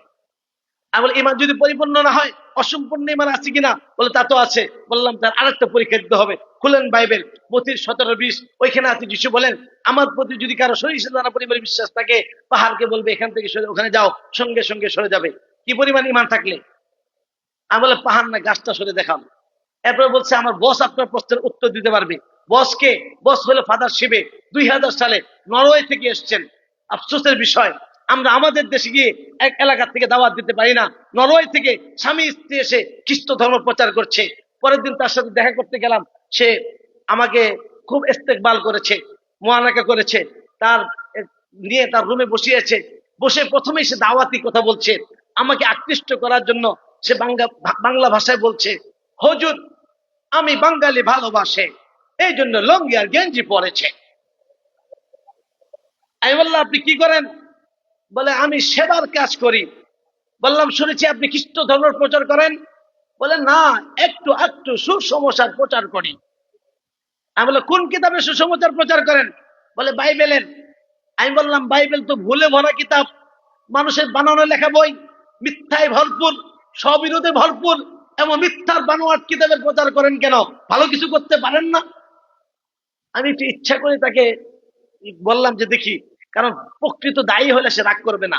আর আমার মতো যদি নর্মাল 1-2 দিনের প্রশিক্ষণ প্রাপ্ত বা প্রশিক্ষিত দায়ী হয়, তাৎক্ষণিক রেগে যাবে। কারণ রেগে গেলেন তো হেরে গেলেন। এবং সে দেখলাম কৃত্রিম হাসি দিয়ে বলতেছে, "হ্যাঁ, হ্যাঁ, হ্যাঁ, হুজুর আপনি একটা ভুল দেখাতে পারবে না। আর যদি পরে উনি মারা যান, 32 আর 8 কত হয়? কত হয়? এরপর উনি মারা যান। উনি মারা যাওয়ার পরে ওনার ছোট্ট ছেলে রাজা হয়। তখন তার বয়স হয় 42 বছর। বাবা মারা গেল 40 বছর বয়সে। ওই সময় ছেলের বয়স হলো 42 বছর। বুঝে থাকলে বলুন, বাবার থেকে ছেলে কয় বছরের বড়? বাবা ছেলের থেকে কয় বছরের ছোট? আমি বললাম এই গাঁজাখুরি কথা আল্লাহর কালামে থাকতে পারে না। এমনি লাল মানুষ, চেহারা লাল, আরো চেহারা লাল হয়ে গিয়েছে। এর মাঝখানে তার ওয়াইফ আসছে। তাদের দাওয়াতি কৌশল হলো তারা প্রত্যন্ত গ্রামের মধ্যে চলে যায়। তাদের বিদেশি মানুষ, লম্বা মানুষ, গ্রামের মানুষ বিদেশি মানুষ দেখলেই একটু আকৃষ্ট হয়। আরো যদি বাংলা কথা বলে, পিছনে পিছনে বাচ্চারা সব ছুটতে থাকে। এবার তারা ওই অসুস্থ মানুষগুলিকে গিয়ে বলে, ও আপনি অসুস্থ, ঠিক আছে আপনি ল্যাম্পে আসেন, আমাদের হসপিটালে আসেন, আমার কার্ড দিয়ে আসে, আমার সাথে দেখা করবেন, আপনার চিকিৎসার ব্যবস্থা করব। এবার তাকে সাথে যখন দেখা করতে যায়, তার চিকিৎসা কমানোর চিন্তা করে, আর এই সুযোগটা নিয়ে তারা দাওয়াত দিয়ে খ্রিস্টান বানায়। সম্মানিত হাজিরিন, এরপর লম্বা ঘটনা। আমি বাকি আর সময় নেই, আমি যেহেতু আরেকটা সবক শোনাবো, আমি শুধু এই ঘটনা দিয়ে বুঝাইতে চাই যে আজকে খ্রিস্টানরা সেই ওই সমস্ত দেশ থেকে এসে আমাদের দেশে জীবন রক্ষা করছে। আপনাদের পাশেই এই মধুপুর গড় বেশি দূর নয়, টাঙ্গাইলে এবং আপনাদের মুক্তাগাছা রসুলপুরের পরে এই গড়ের মধ্যে সে বিদেশ থেকে এসে এখানে মানুষের খ্রিস্ট ধর্ম প্রচার করেছে। প্রচার করে খবর রচিত হয়েছে ওই বিদেশে যে ইটালিতে যাওয়ার জন্য বাঙালি একটা ভিসা পাইলে মনে করে জান্নাতের ভিসা পেয়ে গিয়েছে, এত খুশি হয়। সেই ইটালি থেকে তারা তাদের আরাম আয়েশ ত্যাগ করে এই খ্রিস্ট ধর্ম প্রচার করার জন্য, মানুষকে জাহান্নামী বানানোর জন্য সে প্রত্যন্ত গ্রামে, সে প্রত্যন্ত অঞ্চলে যদি তারা জীবন রক্ষা করতে পারে, আমরা আম্বিয়া আলাইহিস সালামের ওয়ারিস হয়ে, আমরা শেষ নবীর উম্মত হয়ে বিদায় হজের মধ্যে নবী আকরাম সাল্লাল্লাহু আলাইহি ওয়াসাল্লাম আমাদেরকে এই দায়িত্ব দিয়ে গেছেন। আর নবী আসবেন না, রাসূল আসবেন না, নবীর নবুয়তের দায়িত্ব, রাসূলের রিসালাতের দায়িত্ব, এই কাজের দায়িত্ব, মিশনের দায়িত্ব আমাদের ঘাড়ে অর্পণ করে গিয়েছেন। আফসোস আজকে তারা মিথ্যা ধর্মের জন্য পুরা জীবন রক্ষা করে, আমরা আমাদের সত্য ধর্মের জন্য আমাদের যে দায়িত্ব, আমাদের কর্তব্য, এটা প্রচার করার জন্য একটা মাস কেন, একটা দিনও তো অক্ষ করতে পারি না। আরে ভাইও, দোস্ত বুজুর্গ, আরে তারা আজকে পুরা দেশে খ্রিস্ট ধর্ম প্রচার করছে, এত কিছু করছে, ভয়ের কোনো কারণ নেই, দুশ্চিন্তার কোনো কারণ নেই। এগুলো সব মাকড়াসা জাল। মাকড়াসা জাল বানাইতে সময় লাগে, ভাঙতে সময় লাগে না। তাদের সব মিথ্যা, তাদের সব মিথ্যা। ভাই বলে হুজুর, অনেকেই বলে হুজুর ওদের টাকা আছে, পয়সা আছে। ভাই আম্বিয়া আলাইহিস সালাম কোনো টাকার বস্তা নিয়ে আসেন নাই। আম্বিয়াদের ওয়ারিস আমরা, দাওয়াতি কাজের জন্য টাকার বস্তা নিয়ে আসেন নাই, ফিকিরাত ব্যথা নিয়ে আসছেন, হক নিয়ে আসছেন। ভাই খ্রিস্টানদের কাছে টাকা আছে, কারণ তাদের ধর্ম হলো মুর্দা, আর মুর্দা জিনিস একা চলতে পারে না, 10 জন টেনে চালাইতে হয়। ঠিক খ্রিস্টান ধর্ম মুর্দা ধর্ম, একা চলতে পারে না, টাকা দিয়ে চলে, প্রশাসনের কথায় চলে, উমুকের বিনিময়ে তারা চলে। আর আমাদের ধর্ম সত্য, টাকা লাগে না, পয়সা লাগে না, জিদ্দা মানুষ একা যেমন চলতে পারে, ইসলাম একাই চলতে পারে। তাদের এই সমস্ত মাকড়াসার জাল, আমরা মাকড়াসার জাল ভাঙ্গার জন্য বড় কামান লাগে না, বড় হাতুড়ি লাগে না। ছোট্ট একটা বাচ্চা শুধু নিয়ত করে একটা ঝাড়ু নিয়েও যদি সে কয়েকটা বাড়ি দেয়, কয়েক মুহূর্তের মধ্যে মাকড়াসার জাল দূর হয়ে যাবে। ঠিক আমি আপনি যদি, আমরা যদি ফিকির নিয়ে, আমাদের ইমানি দায়িত্ব নিয়ে, আমার মিশন মনে করে, কাজ মনে করে আমি যদি মাঠে নামি, তাদের মাকড়াসার জালের মতো তাদের সব তস্তত হয়ে যাবে ইনশাআল্লাহ। তার প্রমাণ হলো বরুর চর, হুজুরের এলাকা। ওখানে তারা দীর্ঘদিন পর্যন্ত মেহনত করেছে। এই বড় মসজিদ থেকে অল্প 3-4 দিন মেহনত করেছে, তার সব শেষ হয়ে গিয়েছে। আমাদের প্রমাণ হলো আমাদের আপনাদের এই পার্শ্ববর্তী জেলা জামালপুর জেলা বাজারগঞ্জ থানা তেঘুরি ইউনিয়ন কয়লাকান্দি গ্রাম, আমরা ওখানে গিয়ে দেখি ওইখানে মুসলমানদের গ্রামে খ্রিস্টানদের গির্জা। এক লোক, তার নাম হলো জাহাঙ্গীর খান লেবু ওরফে লেবু ডাক্তার, তিনি সাধারণ মানুষকে খ্রিস্টান বানিয়েছে। আমাদের 3-4 দিনের মেহনত, তাকে দাওয়াত দেওয়া হয়েছে, সে বুঝছে পুরা, সে আবার ফিরে আসছে, তার পুরা তাদের খ্রিস্ট ধর্ম শেষ হয়ে গিয়েছে। আমরা গিয়েছিলাম কুড়িগ্রাম জেলা ফুলবাড়ি থানা আনন্দবাজার এলাকা চরগড়কুন্ডল গ্রাম। ওখানে গিয়ে দেখি একটা গ্রামে 4টা গির্জা, এখন পর্যন্ত একটা গির্জা আছে, যে গির্জাটা অবশিষ্ট আছে এটা হলো আসগর আলী গির্জা। এই আসগর আলী 7 বছর মসজিদের ইমামতি করেছে, ইমামতি করার পরে সে খ্রিস্টান হয়ে গিয়েছে, তার বাড়িতে গির্জা করেছে, আজকে পর্যন্ত তার বাড়িতে গির্জা। বলে নাউজুবিল্লাহ। কিন্তু ওখানে আরো মেহনত ছিল, আলহামদুলিল্লাহ। দায়ীদের মাত্র মেহনত খুলুসের সাথে আল্লাহর সাথে কান্নাকাটি করে 3-4 দিন মেহনত করেছে, আরো 3টা গির্জা বন্ধ হয়ে গেছে আলহামদুলিল্লাহ। একটা গির্জার মধ্যে মাদ্রাসা হয়েছে, যে গির্জার মধ্যে মুসলমানের সন্তানরা খ্রিস্ট ধর্ম শিখতে যাইতো, ওইখানে আজকে মুসলমানের সন্তানরা কোরআন শিখছে, কালিমা শিখছে। বলে আলহামদুলিল্লাহ। প্রিয় ভাইয়েরা, এই জন্য খ্রিস্টানরা যদি বিদেশ থেকে এসে আমাদেরকে জাহান্নামমুখী করার জন্য জীবন রক্ষা করতে পারে, আমরা পারি না। আমাদের মিশনকে আল্লাহর সন্তুষ্টির জন্য, আম্বিয়াওয়ালা কাজের জন্য আমার সময় এবং জান মাল নিয়ে এই কাজগুলি শেখার জন্য আমরা বের হইতে রাজি আছি ইনশাআল্লাহ। কে কে রাজি আছি ইনশাআল্লাহ? আল্লাহ আমাদের তৌফিক দান করুন। এই জন্য আমরা বড় মসজিদে শুক্রবার করে প্রশিক্ষণ হয়, রমজানে প্রশিক্ষণ হয়। এই যে আমি শুধু প্রশ্নগুলি বলছি, উত্তর কিন্তু দিতে পারি নাই, সময় নেই। এই উত্তরের জন্য বড় মসজিদে রমজান মাসে ভর্তি হয়ে যাবেন ভাই। বিভিন্ন কোর্স হয়, যখন যোগাযোগ রাখবো আমরা। এই কোর্সগুলিতে সকলের জন্য উন্মুক্ত থাকে কোর্সগুলি, সেই কোর্সগুলিতে আমরা শিখতে রাজি আছি ইনশাআল্লাহ, এবং এই কাজ করতে রাজি আছি ইনশাআল্লাহ। কে কে রাজি আছি ইনশাআল্লাহ? আল্লাহ আমাদের তৌফিক দান করুন। সম্মানিত হাজিরিন, আমি আর একটা সবক শোনানোর নিয়ত করেছি, 17 মিনিট সময় আছে। সেটা হলো, এই দাওয়াতের নিয়ত তো করলাম, কিন্তু আমি যখন দাওয়াত দিতে যাব, নিয়ত করার পর করতে পারবো না কেন? শয়তান আমাকে বাধা দিবে। কেন বাধা দিবে? শয়তান দায়ীকে এই কাজ যেন না করতে পারে 10টা বাধা দেয়। বলেন কয়টা? কয়টি? দাওয়াতের পথে শয়তানের বাধা কয়টি? ভাই ক্লাস না ওয়াজ? আমরা তাকরার করতেছি, হুজুরকে সবক শোনাচ্ছি। এখন যদি তাকরা ভালো করে না বলি, সুন্দর করে না করি, তো হুজুর কিন্তু পিটন দিবে আগে আমারে, পরে আপনাদেরকে। এবার সাবধান। বলেন দাওয়াতের পথে শয়তানের বাধা কয়টি? আমাদের দুশ্মন, ওর নাম কি? শয়তান। আল্লাহ বলে ইন্না শাইতানা লাকুম আদুউন ফাত্তাখিযুহু আদুওয়া। শয়তান তোমাদের দুশ্মন, তাকে দুশ্মন হিসেবে গ্রহণ করো। বলেন আমাদের দুশ্মনের নাম কি?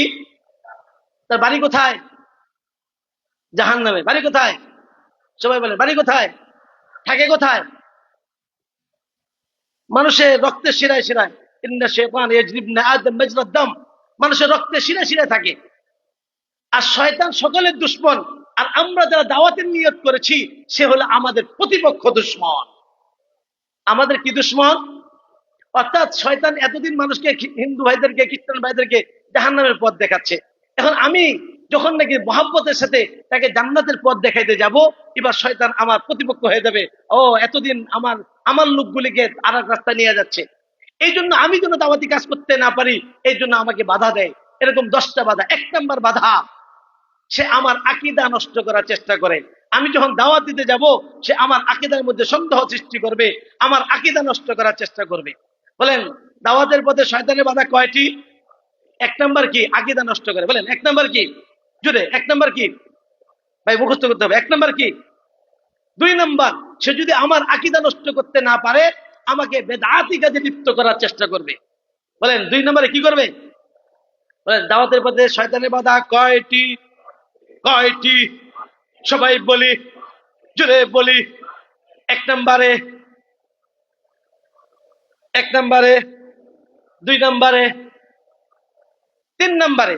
যদি এখানেও সে বাধা দিতে না পারে, বেদাতি কাজে লিপ্ত। কারণ কুল্লু বিদআতিন দালালা ওয়া কুল্লু দালালাতিন ফিন্নার। সে জাহান্নামে নিয়ে যেতে চায়, তার বাড়িতে নিয়ে যেতে চায়, সে এখানে সফল হয়ে যাবে। যদি এখানে সে ব্যর্থ হয়ে যায়, তখন আমাকে দিয়ে কবিরা গুনাহ করাবে। বলেন 3 নম্বরে কি? কবিরা গুনাহ তো আমাদের সহজ হয়ে গেছে।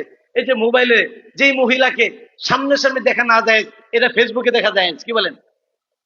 বড় মসজিদের ছাত্র উস্তাদ, এই এলাকা হুজুরের সহপতে আমরা থাকি, আমাদের জন্য মনে হয় হুজুরের সহপতে জায়েজ হইতে পারে। কি বলেন? যেই মহিলাকে সরাসরি দেখা না যায়, ইউটিউবে এটা দেখা যায়। এটা কি গুনাহ? এই যে আমরা কবিরা গুনাহ করতে করতে একবার গুনাই মনে করি না।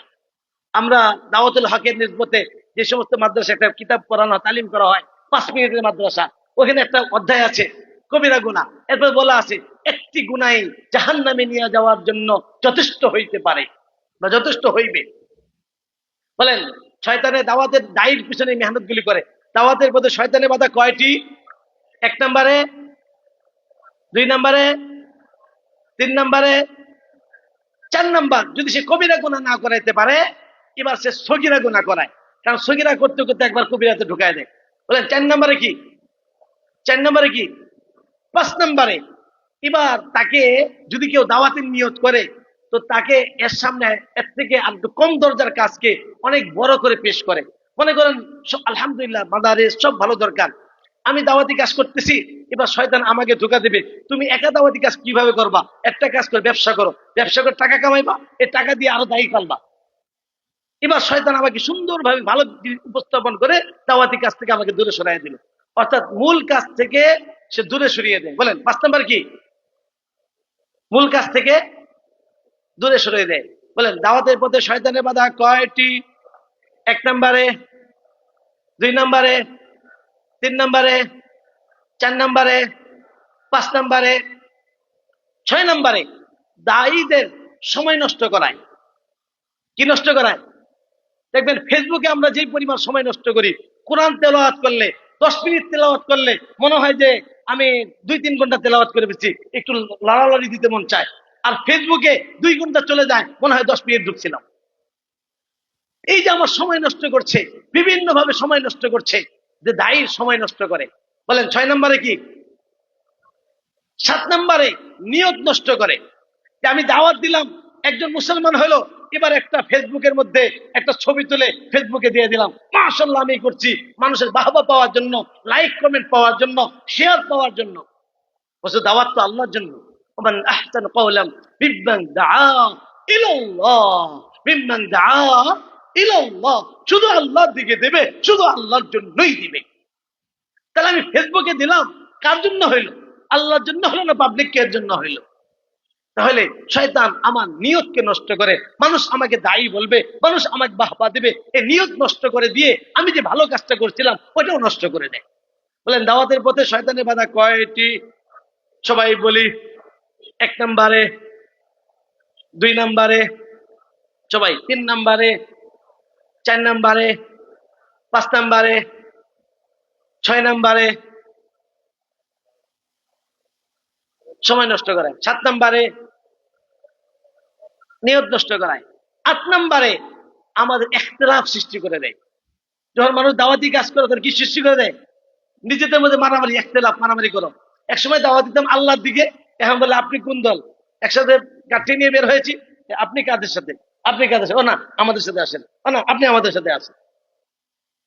মানে যেখানে ছিল আল্লাহর সাথে চলেন, এখন আমরা নিজেদের মধ্যে এই ঝগড়া করে, ইখলাস নষ্ট করে, আমাদের নিজেদের মধ্যে মারামারি লাগিয়ে সে আমাকে মূল কাজ থেকে সরিয়ে দেয়, দাওয়াতের কাজে বাধা সৃষ্টি করে।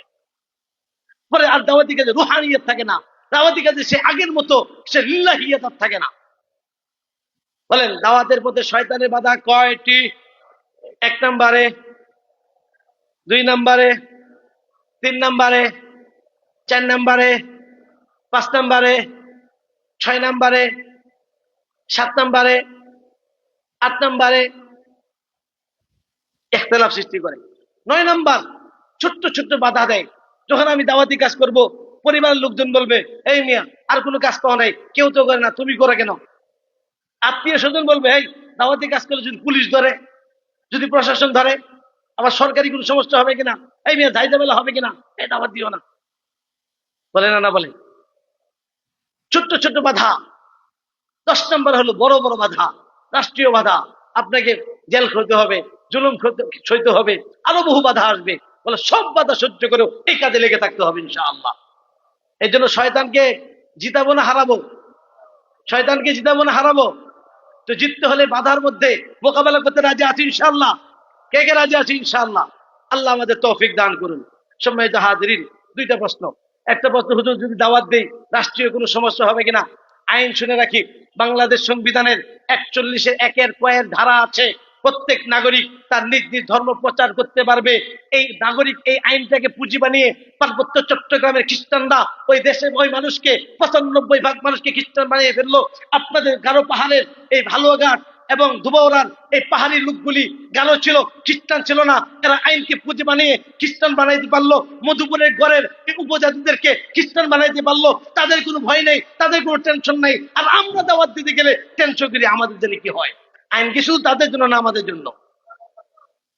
তাদের যেমন অধিকার, আমাদের আর বড় অধিকার। অমুসলিমদেরকে দাওয়াত দেওয়া আমার রাষ্ট্রীয় অধিকার, অমুসলিমদেরকে দাওয়াত দেওয়া আমার ধর্মীয় নির্দেশনা, হুকুম, বিধান। এই জন্য আমার আল্লাহর হুকুম মানার জন্য আমার এই কাজটা করতে হবে। সম্মানিত হাজরিন, আরেকটা প্রশ্ন, হুজুর আপনি তো অমুসলিমদেরকে দাওয়াত দিতে বললেন, আমরা তো মুসলমানে ঠিক হয় নাই, মুসলমান তো হিন্দু মার্কা মুসলমান, খ্রিস্টান মার্কা মুসলমান। আমরা যদি ঠিক হয়ে যাই, আমাদের আখলাক চরিত্র যদি সুন্দর হয়ে যায়, তো আমাদের দেখা দেখি তো অমুসলিমরা মুসলমান হয়ে যাবে। এই জন্য আগে আমাদের ঠিক হওয়া দরকার, তারপরে অমুসলিমদেরকে দাওয়াত দেওয়া দরকার। কি বলেন, ঠিক নেবে ঠিক? যদি বলেন ঠিক নেবে ঠিক, আরো জোরে ঠিক নেবে ঠিক না, শতভাগ বেঠিক কথাই। আপনি যেটা ঠিক বলছেন এর সাথে ভয় একার বে লাগাইতে হবে। বলে শতভাগ বে ঠিক। বলে কেন বে ঠিক? আজকে জুমার সময় বড় হুজুরে আপনাদের বা প্রায় মসজিদে সানি খুতবার মধ্যে আপনাদেরকে একটা হাদিস শুনিয়েছেন, অনেকে শুনেছেন। হাদিসটা খুতবার মধ্যে পড়া হয়, খায়রুল কুরুনি করনি সুম্মাল্লাযীনা ইয়ালুনহুম সুম্মাল্লাযীনা ইয়ালুনহুম, সর্বোত্তম যুগ আমার যুগ, এরপরে যুগ, এরপরে যুগ, এরপরে আর বলা হয় নাই। এবার ইতিহাস যদি আমরা দেখি, খায়রুল কুরুনের পর থেকে, নবীজির পর থেকে, সাহাবাদের পর থেকে দিন দিন মুসলমানদের অবস্থা ভালো হচ্ছে না খারাপ হচ্ছে? আমরা যদি এই কথা মনে করি আগে আমরা ঠিক হব তারপরে অমুসলিমদেরকে দাওয়াত দিব, কিয়ামত চলে আসবে, আমার আপনার ঠিক হওয়া হবে না, আর অমুসলিমদেরকেও দাওয়াত দেওয়া হবে না। এইটা ঠিক। তাহলে কি করতে হবে? বলে আমার আপনার ঠিক হওয়ার জন্য আল্লাহ রাস্তায় তবলিগে সময় লাগাইতে হবে। আমার আপনার ঠিক হওয়ার জন্য হক্কানি পিসা হুজুরের কাছে, আমাদের হুজুর পিসা হুজুর, ওনাদের সাথে বায়াত হয়ে আমাদের ইসলাহ করতে হবে। আমার আপনার ঠিক হওয়ার জন্য উলামায়ে কেরামের সহবতে থাকতে হবে। আমার আপনার ঠিক হওয়ার জন্য দ্বীনি তালিম তাআল্লুমের সাথে জুড়ে থাকতে হবে। এটা আর সাথে সাথে অমুসলিমদেরকেও দাওয়াত দিতে হবে। অমুসলিমদের দাওয়াত পাওয়া তাদের অধিকার। আমি আমার গলা বাঁচানোর জন্য, আমি যতদূর জানি আমার এই আওয়াজ আশপাশে অনেক হিন্দু ভাইদের কাছে পৌঁছছে। প্রিয় ভাইয়েরা, বোনেরা, আমি আমার গলা বাঁচানোর জন্য আপনাদের কাছে দাওয়াত দিচ্ছি যে আপনারা মৃত্যুর, আল্লাহ বলেছেন ইন্নাদ দীনা ইনদাল্লাহিল ইসলাম, আল্লাহ পাকের কাছে গ্রহণযোগ্য ধর্ম হলো ইসলাম। ওয়ামান ইয়াবতাগি গায়রাল ইসলামি দীনান ফালা ইউকবাল মিনহু, ইসলাম ছাড়া আর কোন ধর্ম আল্লাহর কাছে গ্রহণযোগ্য নয়। আর যে ব্যক্তি ইসলাম ছাড়া অন্য কিছুকে ধর্ম হিসেবে তালাশ করবে, ফালা ইউকবাল মিনহু ওয়া হুয়া ফিল আখিরাতি মিনাল খাসিরিন, ওই ব্যক্তি পরকালে কঠিন ক্ষতিগ্রস্তদের অন্তর্ভুক্ত হবে। আপনারাও ইসলাম ছাড়া অন্য কিছুকে যেহেতু ধর্ম হিসেবে তালাশ করছেন, আমি নিশ্চিত বলতে পারছি, ইয়াকিনের সাথে বলতে পারছি, সত্য করে বলছি, আপনারাও মৃত্যুর পরে কঠিন জাহান্নামে জ্বলবেন। প্রিয় ভাইয়েরা, বোনেরা, আমি যে আপনাদেরকে দাওয়াতটা দিচ্ছি, আপনারা আমাকে একটা টাকা দিবেনও না, নিবও না। আপনাদের সাথে দেখা হইতে পারে, নাও হইতে পারে, কিন্তু আমি আমার গলা বাঁচানোর জন্য কাল কিয়ামত দিবসে ওই দিন যেন আপনারা না বলতে পারেন যে আল্লাহ এখানে মাহফিল হয়েছিল, হুজুররা আমাদের তারা সত্য জানতো, এই সত্যটা বলে নাই। আমি আমার গলা বাঁচানোর জন্য বড় হুজুরের পক্ষ থেকে ওনার গলা বাঁচানোর জন্য আমি মহব্বতের সাথে, ভালোবাসার সাথে আপনাদেরকে বলছি, হাতে ধরে বলছি, পায়ে ধরে বলছি, আপনার কল্যাণের জন্য বলছি, আপনি চিরস্থায়ী আগুন থেকে বাঁচার জন্য কমপক্ষে ইসলামটা কবুল করুন, কমপক্ষে মুসলমানটা হয়ে যান, চিরস্থায়ী আগুন থেকে বেঁচে যান। আর না হয়তো আপনি বলতে পারেন হুজুর বাপ দাদা করে আসছে কেমনে ছাড়ি, বাপ দাদা করে আসছে কেমনে ছাড়ি। শুধু ধর্মের ক্ষেত্রে বাপ দাদার কথা চিন্তা করি। আপনার বাপ দাদা সাইকেল চালাইতো, আপনি গাড়ি চালান কেন? আপনার বাপ দাদা কোনো ঘরে থাকতো, আপনি বিল্ডিং করে থাকেন কেন? আপনার বাপ দাদা মূর্খ ছিল, আপনি শিক্ষিত হলেন কেন? দুনিয়ার ক্ষেত্রে বাপদাদার কথা তাওয়াক্কুল নাই, দুনিয়ার ক্ষেত্রে বাপদাদার কথা চিন্তা করি না, কিন্তু চিরকাল যে আখিরাতে যেই জায়গায় থাকবো সেখানে শয়তান আমাকে আপনাকে বাপদাদায় দোহাই দিয়ে আমাকে আগুন থেকে করে ফেলাইতে চায়, জাহান্নাম থেকে বাধা দেয়। এই জন্য আমি আপনাদেরকে অনুরোধ করবো, আপনারা আপনার আল্লাহকে বলবেন, আমার আল্লাহকে বলবেন যে আল্লাহ আমাকে সত্যটা দেখাও। আল্লাহ বা আপনার মালিককে একা একা বলবেন যে আল্লাহ আমাকে সত্যটা দেখাও। ইয়া হাদি ইয়া রাহিম পড়বেন, বিপদ আপদ থেকে মুক্ত হবেন। ইয়া হাদি মানে পথ দেখানেওয়ালা, ইয়া রাহিম দয়া করনেওয়ালা। যে হে পথ দেখানো আল্লাহ আমাকে পথ দেখাও, হে দয়া করুন আল্লাহ আমাকে দয়া করো। আল্লাহ রাব্বুল আলামিন আমাদেরকে দাওয়াত দেওয়ার এবং দাওয়াত গ্রহণ করে ঈমান এনে আমাদের জীবন যাপন করার তৌফিক দান করুন। ওয়া আখিরি দাওয়ানা আলহামদুলিল্লাহি রাব্বিল আলামিন। আসসালামু আলাইকুম ওয়া রাহমাতুল্লাহি ওয়া বারাকাতুহু।